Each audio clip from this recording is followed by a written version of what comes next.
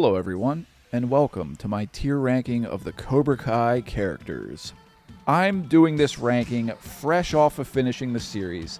I think they brought it all the way home, and I was so happy about it, and I still am now, that I felt eager and enthusiastic to do a tier ranking of the characters. So let's get started right away with this pissed off lady whom Johnny is trying to mount her TV on the wall. I mean, my eyesight is terrible, and I can barely even see these thumbnails, yet I saw this little head of this little woman, and I was like, well, I know who that is. I can see that pissed off mean look all the way from here. And although her time in the show is a fucking micro sliver of what it is compared to a number of these other characters, I remember her. Moving on to this piece of shit. Okay, so it was this guy and his little wing buddy that were constantly antagonizing Robbie. Oh yeah, they were like Robbie's degenerate friends. Pieces of shit that just take advantage of other people.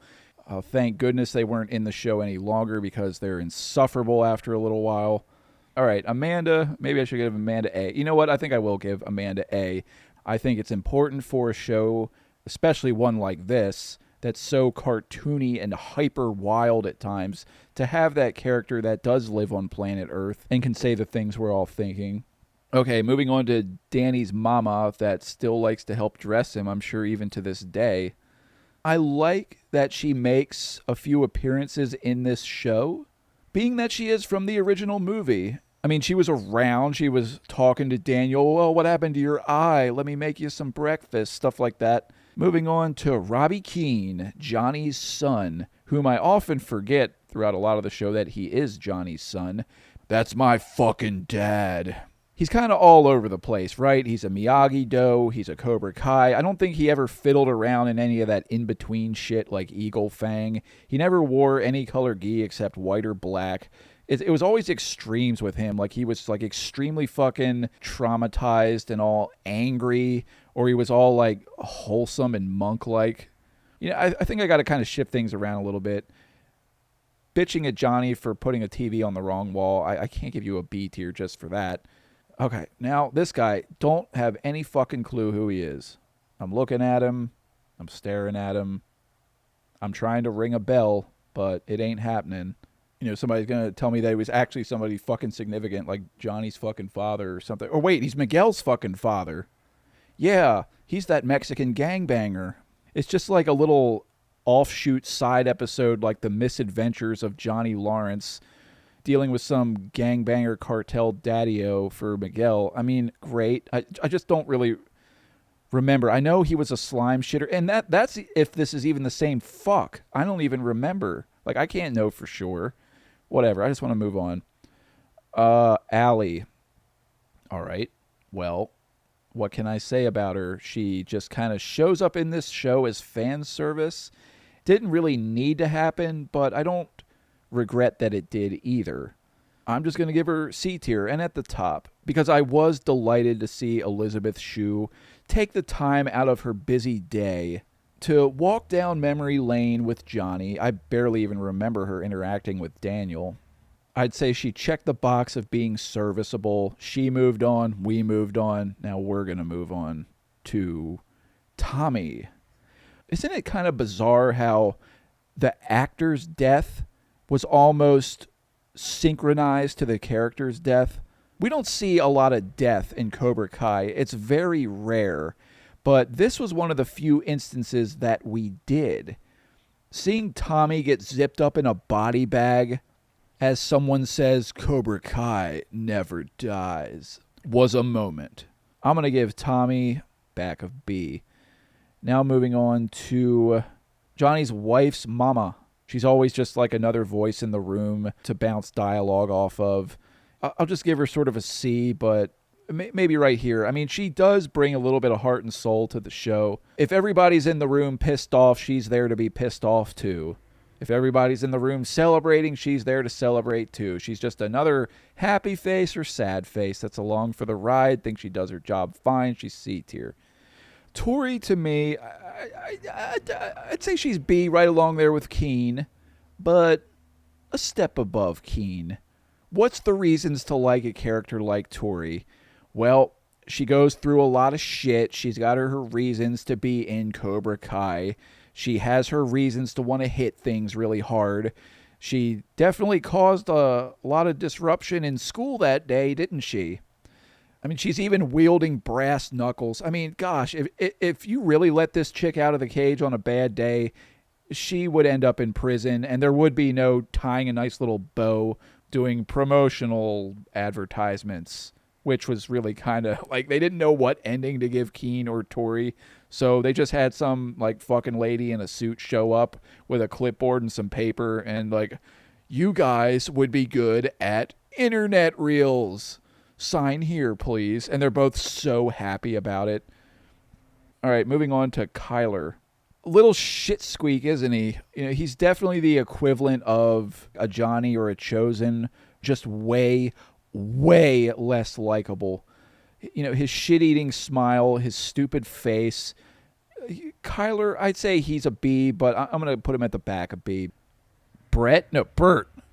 It's like the filmmakers feel bad for him or something because they always keep bringing him back to play a role, but not a key role whatsoever. He's kind of just like made to be almost like a side gag, just somebody for Johnny to like make fun of occasionally.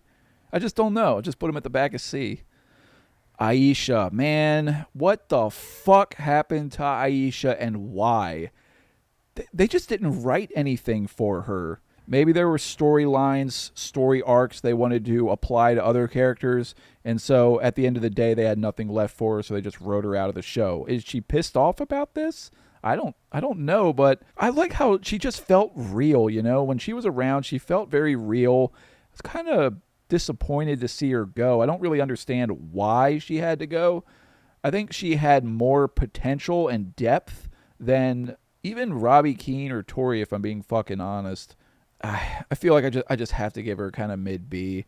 I think if she had stayed in the show longer, she could have earned herself maybe even into A tier. I don't think she'd make S because I don't think any of the kids are going to make S. And you're like, "What? Why would you say that?" Because they're kids, and it's hard for a kid to make S tier on my board, buddy. And I'm not saying there's not exceptions. Furlong from Terminator 2 looking at you. I'm not saying a kid actor can't be S-worthy, but they really can only, I can only listen to them sometimes for so long or deal with their petty drama for so long. Now there might be a kid that gets in fucking S. There might be. Actually, there's one I'm thinking about right now that will. So hold out for that. You already know who it is.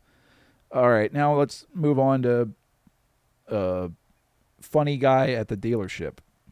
A funny guy at the dealership. Here's the other guy. You know, they're both funny. You know, they're funnier than Bert. I think they're better characters than these two fucking knuckleheads. All right, Anthony, this little fuck rag. God damn it, I hate this little shithead. It kind of just illustrated how much of a bad father Daniel was, that he let this little fucking cum stain get away with as much as he did. And shame on Amanda, too, for raising such a fucking brat. I mean, he ended up, by the end, becoming a more forgivable character, but still you say to yourself, wasn't he pretty useless throughout the whole show? I mean, yeah, he's one of those characters I think you could have completely cut out of the whole show, and it would have just allowed more screen time for other characters. I'm just going to give him a D. He's just a little fuck. All right, this pawn shop owner, is that it? Oh, he's probably more significant than what my memory is allowing at this moment, but I definitely kind of like, I just have to give him I don't remember. I do picture him and hear him in my head better than this dude, Miguel's cartel father, but at the same time, I just can't really speak to anything he was saying or doing. All right, what the hell is this thing? This little Farkas fucker. He just looks like another kid that was in the background at class sometimes. I don't really remember him. I don't even think he had any fucking lines. I don't even know if that's a prison jumpsuit that he's wearing. You know, maybe it is. It's probably where he belongs, for being honest. Bobby. I love fucking Bobby, dude. Maybe I'm being a little bit overly boisterous here, but I'm giving Bobby S tier. Despite how little screen time he has in this series, Bobby has some of the most profound, life-changing lines that I have ever heard in my life that I actually fucking tried to apply to my fucking life. If a character can do that, they're S tier. Johnny, you don't do the right thing because it always works out. You do the right thing because it's the right thing to do. Now it's just some fucking irrelevant, insignificant nobody. She just popped up sometimes just to have some interjection over something. I'll give her, I guess, right here. Now moving on to Penis Breath's friend. That's all I know him as. So this guy, just like another side piece. He's just another like micro example of things that are happening between other characters on a larger and more interesting scale. So I think I can only give him D tier. What is this? Kira Sedgwick. Can't remember. Maybe she was Johnny's ex. Maybe some Tinder date he had. I can't say. Don't really know. Oh, what's this guy's name? Was it Sid? So Johnny's Scroogey stepfather. All right. Doesn't have a whole lot of time in the show. He pops up just to say a few lines to make Johnny feel bad. Compares him to expired meat in a fridge. He's just another demon for Johnny to face in his daily struggles. So, just going to plop him, leave him right there next to her. Ladies and gentlemen, we're arriving at one of my favorite characters in the entire goddamn show. That is Terry Silver. He's top of S tier. I love this character. I love this actor. And I bet Thomas Ian Griffith never fucking imagined in a million years that his phone would ring and be asked to come back to reprise this character.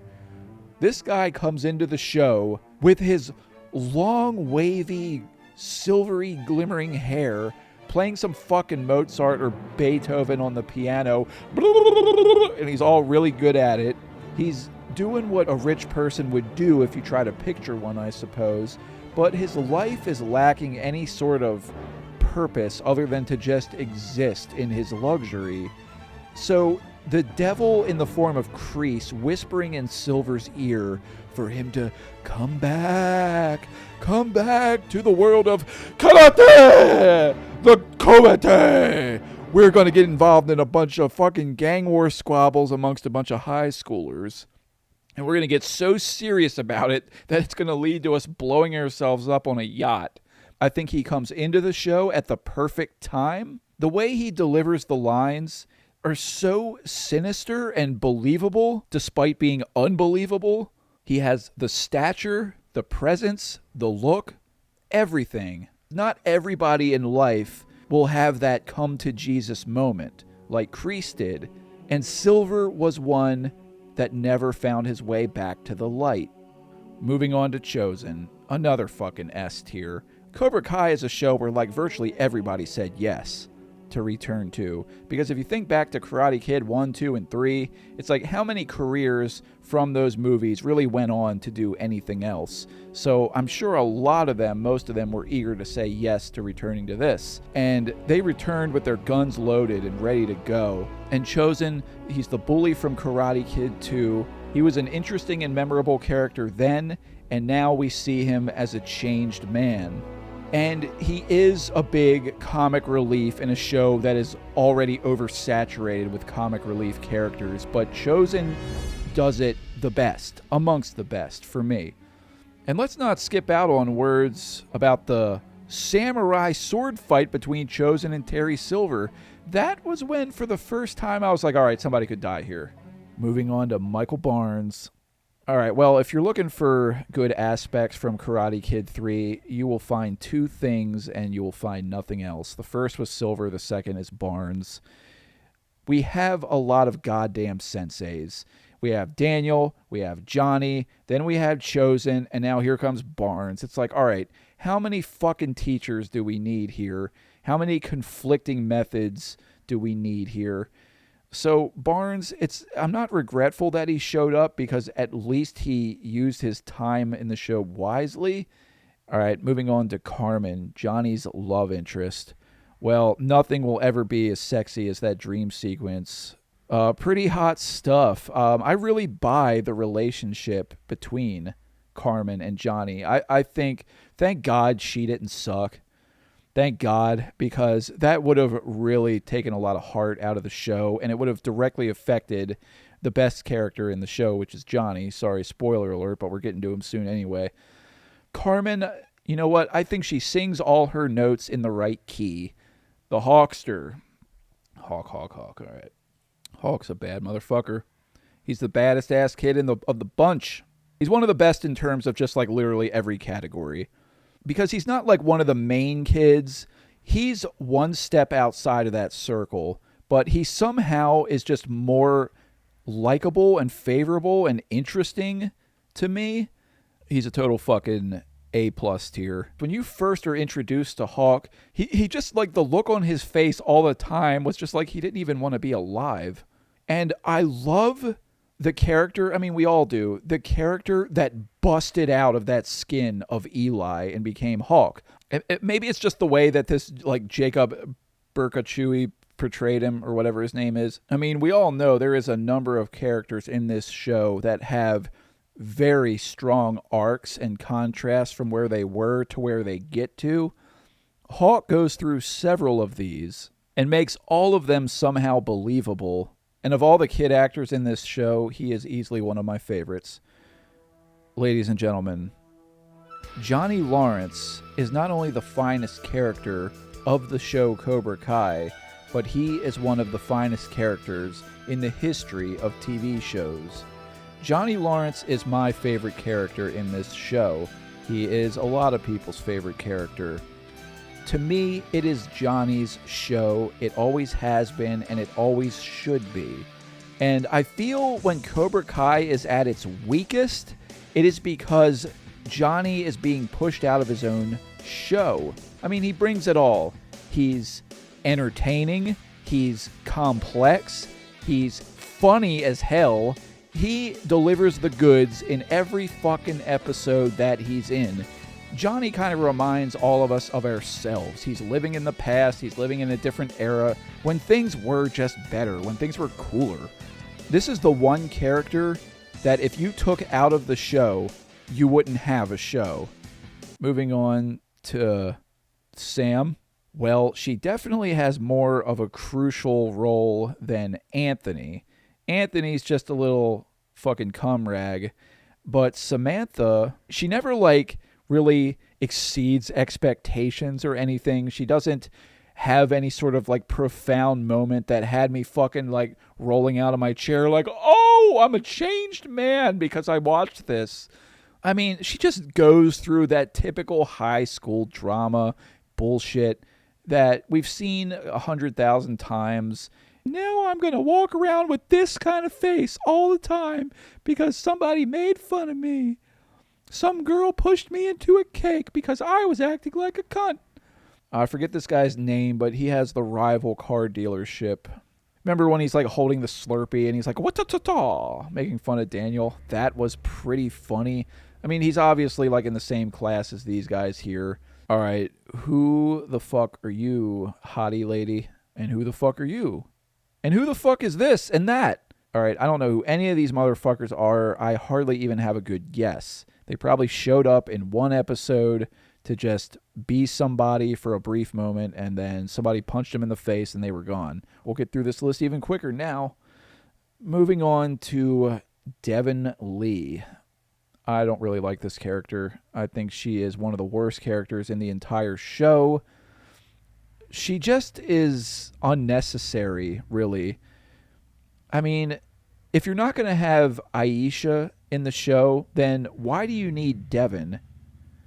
Devin just shows up. Johnny's just like trying to recruit students for his stupid fucking Eagle Fang karate dojo. So he gets her involved because she's real tenacious and argumentative. Somehow translates to you being good at karate, which she's not really.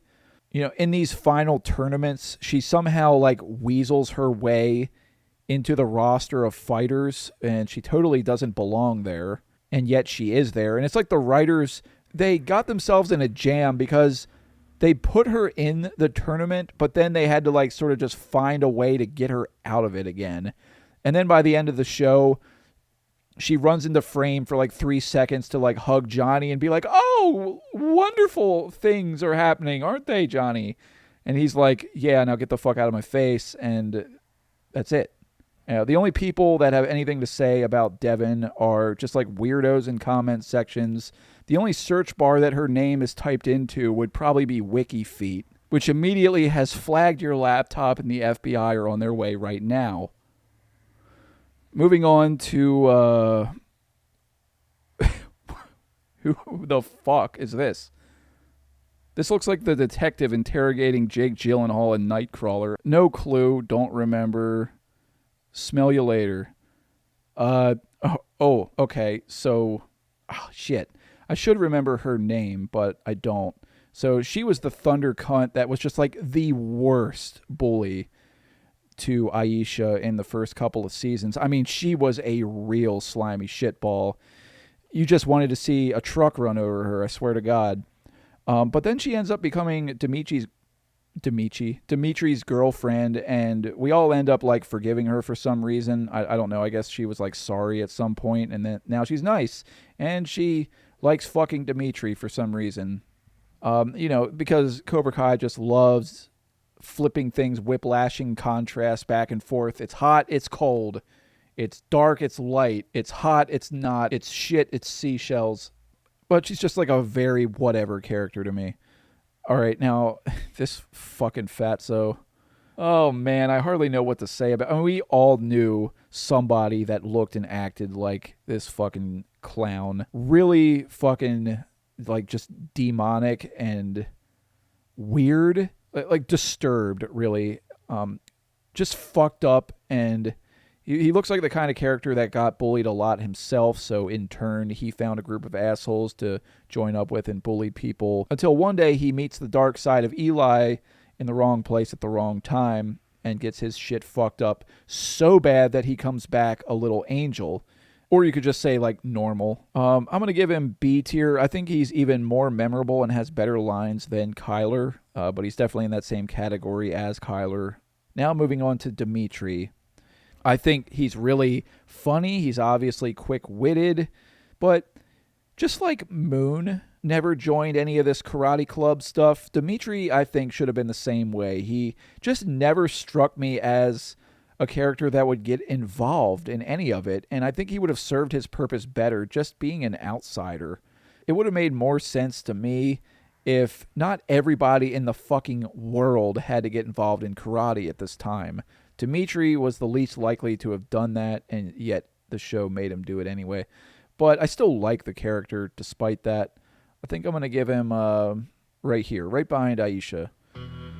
Now moving on to Kreese. This is an obvious S tier. It's just difficult for me to figure out if I like Silver or Kreese better. I think I do like Silver just a sliver better, but honestly that could change on any given day. You know eventually Kreese will have that come to Jesus moment, and I think they stuck the landing damn near perfectly on that. After just like 35, 40 years of being fucking Satan to like everybody, he just sort of in one day does like the 7 pounds thing and visits like a bunch of doorstops to say, I'm sorry, I'm a piece of shit, you're awesome, and exploring what made Kreese into who he is and why. I mean, there's certain shots in this show when Kreese is laughing with a sinister smile on his face, and the way they do the lighting or something, he literally looks like a fucking demon. And I think John Kreese is at his best when he's standing in the shadows just delivering his cynical lines. Moving on to Kamiko. Well, she was a damn fine Okinawan chick from Karate Kid 2 that surfaces in Cobra Kai, I think around season 3. I think she belongs like right here. And this is one of those characters that isn't there to involve you in any like schemes or plots or ploys. She's not up to any nefarious clandestine activity. She's just there to kind of give the show some wholesome moments. Oh, all right. Now what is this? Oh, Kenny's little fucking like one-off.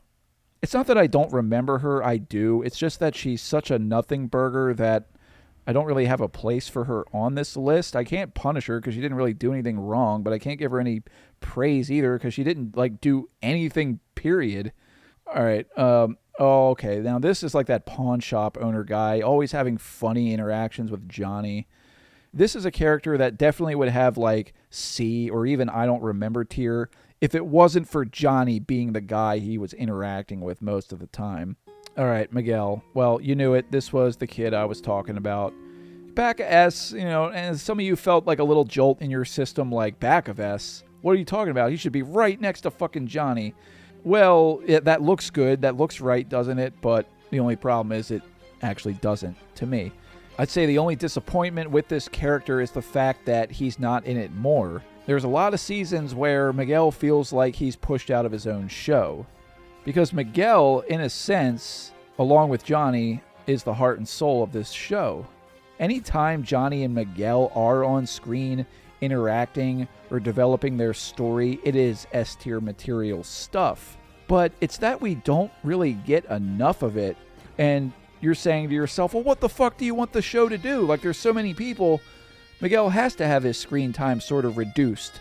Well, that's where we get into the conversation about, like, maybe we should cut out the Devons and the Anthonys and the penis breath friends and focus more on Miguel.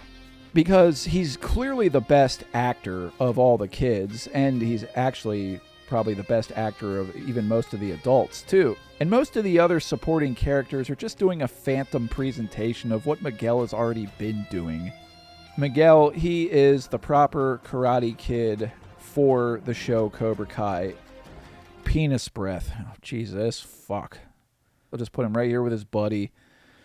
I mean, yeah, there's things they offer that maybe got me to sort of chuckle once or twice, but ultimately just unnecessary, both of them. All right, what the fuck is even this? A Chucky doll? Don't even know, don't even remember, just want to move on. All right, moving on to Moon. This is literally like the only goddamn kid in the entire show that never puts on a gi and gets involved with any of this crap. Dimitri should have been the same way. Her and Dimitri both should have just been sitting on the sidelines the entire time, shaking their head at how ridiculous all of this is. So she's kind of like doing the thing that makes sense by not getting involved. But I'm sort of paradoxing myself here because while she's doing the thing that makes sense, she's less memorable because she does the thing that makes sense, which is not get involved. All right, moving on to just another Bert-like child. He's just slightly less memorable than Bert. So congratulations, whoever the fuck you are. What is this guy? He definitely looks familiar, I'm sure. What is he, like the pizza guy? Yeah, I think he's the pizza guy. Like, whatever. I don't remember anything he says. He probably acts like an asshole to Johnny over the pizza. And Johnny was like, oh, the pizza's cold. It tastes like shit. And he's like, I don't care. Get the fuck out of my store. And that's probably like the only thing that happened. I forget her name, but she kind of just like showed up as yet another goddamn kid to be in this show that was like totally insignificant and then just fucked off. Don't care about her at all. Didn't need to be in the show. Nobody cares. Whatever. What the hell is this? This looks like a 7-year-old Tony Soprano. I don't know who the fuck that is. What is this? Who are you? Just some guy, some board member? Same with this fuck. I don't know who these people are. Oh, now we've arrived at Daniel LaRusso. Well, I guess I can't just glaze right over this character, right? There's a little bit that I have to talk about when it comes to this little fucking bastard. Daniel is the kind of character that constantly needs some sort of fucking mediating mysticism enveloping his soul to make him sort of behave better when he's acting worse. Like, Daniel just, like, cannot get through one fucking day without trying to teach somebody some lesson or drawing some fucking correlation between life and karate. I like Mr. fucking Miyagi as much as the next guy, all right? But I am sick and tired of hearing about him, which literally some of these characters tell him multiple times, will you just shut the fuck up about Mr. Miyagi? Do you, like, stick your dick in Mr. Miyagi's ash box more than you do your own wife? He's constantly making wrong decisions, but it's all in the spirit of Miyagi-Do, right? So it can't be wrong.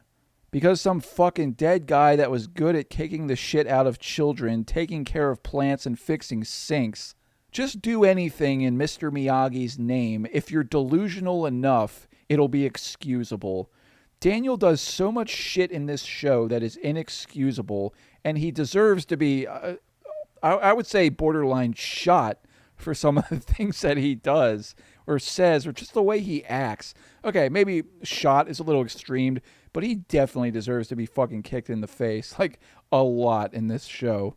Trained in karate by some Okinawa sink repairman, and in 6 weeks he's a black belt, and he's able to win every fight in the tournament, beat Johnny Lawrence, win the trophy of the Valley, and now he's the ultimate karate kid, and everybody looks to Daniel for all the fucking answers. How can I get good at karate? Can you tell me, Daniel? He gets a really fucking hot wife. He of course, gets 2 stupid kids, and he just spends his days just walking from room to room, just throwing his hands in the air, wishing that reality would bend to his will everywhere he goes. And when it doesn't, Mr. Miyagi, let's bring Mr. Miyagi into it. He wouldn't want this. This is not the Miyagi way. It's like, okay, you little fucking Fruit Loop. Miyagi is not Jesus. Like, all the proper people are in Daniel's orbit to correct his bullshit when it's needed, and it's needed a lot. And by the end of Cobra Kai, seeing Daniel wear that fucking black gi and get all fucking angry at Johnny and using Johnny's own vernacular in Johnny's face was so pleasing to see that it just brought the whole theme of this show home for me. Daniel LaRusso, I love to hate you, and I love to love you. And I do love you, you little fuck. I'm placing him in fucking S tier, number 2 spot. Yeah, even above Terry Silver and Kreese, and I had no intention of doing that. I totally was gonna, just shit on him and throw him in, fucking D tier or something. But now, I really want to, at the end of the day, I want this to be a serious list. And Ralph Macchio portraying Daniel LaRusso, just the whole concept of the character and what he is, he makes Johnny better and Johnny makes him better. The characters are a yin and yang to each other, although I would much rather hang out with Johnny. But still, it's like you couldn't ask for anybody better. And he helps make Cobra Kai the show that it is. Moving on to just some crazy bum hag in front of the pizza shop. She's there to just scream and rant and rave and be funny 2 or 3 times in the series, and I don't even really remember, don't really care. Stingray. Oh, Jesus. This is the part of the video where you might be eyeing up that F tier and wondering if anybody is going to land in it. We've arrived at Stingray. What do you think is about to happen? I'll give him back a B. He makes me laugh. There's a few times, I mean, it's because the writers of this show are good at what they do. I mean, there's even serious situations that Stingray dances himself into, and I'm just thinking to myself, get the fuck out of here. You shouldn't even be present for this moment because you're just diminishing the integrity of everything right now. Stingray's presence in this show was so close to being overcooked. And had we been given any more of his horse shit, he would have quickly demoted Tears.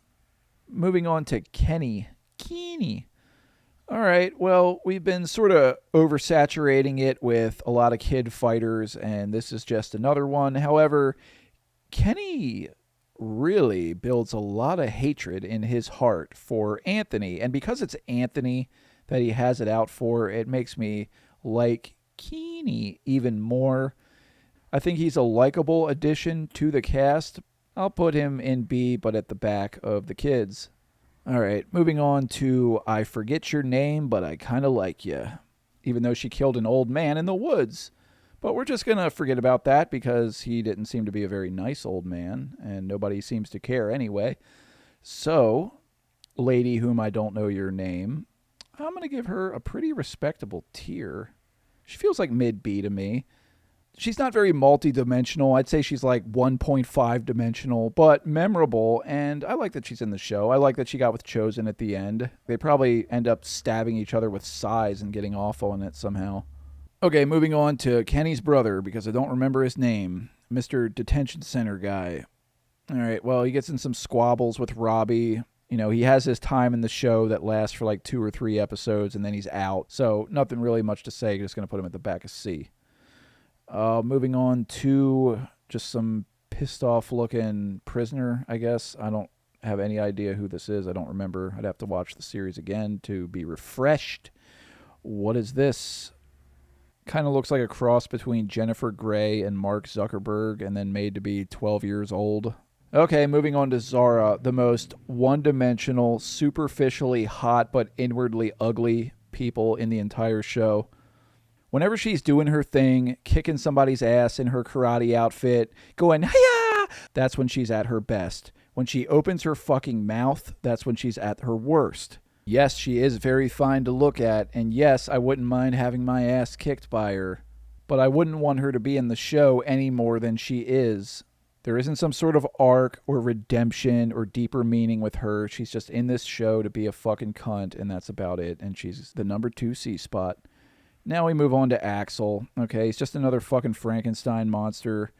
I mean, he shows up and does what he needs to do. At least he has, like, confliction and stuff. He's all like, I hurt people because Sensei Wolf tells me to, and I do it even though I don't want to, even though at any time I could walk away but choose not to. It's like, why is this show so obsessed with people being, like, basically becoming Akuma? Like, you cannot become this skilled this fast unless you unlock the demon within yourself. I mean, yeah, it's just a bunch of fucking karate nonsense, but whatever. It's a TV show. And now Sensei Wolf. Well, this guy portrayed Cole fucking Young in the 2021 Mortal Kombat movie, which was trash. And the character he portrayed is trash. But the actor does have a screen presence. He does have a look, and he does portray his part well, even though it is very one-dimensional. So, Johnny, you're going to train really hard and kick Sensei Wolf's ass, which, in reality, Wolf would have snapped Johnny's fucking neck in front of all those people, right in front of his wife.